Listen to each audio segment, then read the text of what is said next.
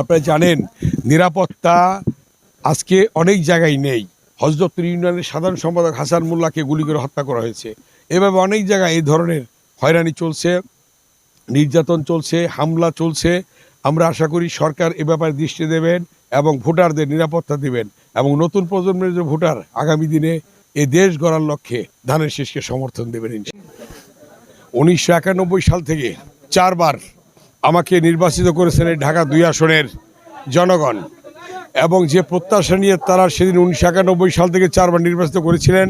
প্রথমবার 32,000 ভোট বেশি, দ্বিতীয়বার বিনা প্রতিদ্বন্দ্বিতায়, তৃতীয়বার 72,000 বেশি, চতুর্থবার 82,000 ভোট বেশি দিয়েছিলেন আমাকে। প্রত্যাশা ছিল উন্নয়ন, শান্তি, শৃঙ্খলা। সেই লক্ষ্যে আপনারা জানেন Jinjira Borobazar bridge, Washpur Basila bridge, Itapara bridge সহ ছোটো ছোটো অনেক ব্রিজ, কালভার্ট, রাস্তাঘাট, বিদ্যুৎ, telephone, gas, fire service station সহ অনেক কাজ আমরা করেছি। ঢাকা 2 আসনের জনগণ উপকৃত হয়েছে।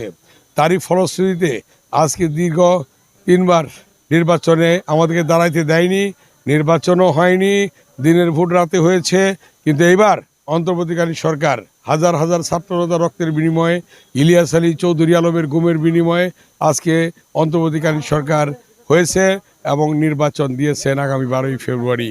আমি আজকে সারা ঢাকা 2 আসনে ঘুরে এই মেসেজই পাচ্ছি বিগত দিনের যে আমাদের উন্নয়ন, সেই উন্নয়নের ধারাবাহিকতা রক্ষার জন্যে এবং সন্ত্রাসমুক্ত ঢাকা 2 আসন প্রতিষ্ঠার জন্যে, চাঁদাবাজ মুক্ত ঢাকা 2 আসন প্রতিষ্ঠার জন্যে, সন্ত্রাসমুক্ত ঢাকা 2 আসন প্রতিষ্ঠার জন্যে জনগণের ব্যাপক সাড়া পাচ্ছি এবং এই সাড়াতে ইনশাআল্লাহ বিপুল ভোটে ধানের শীষ জয়লাভ করবে ইনশাআল্লাহ।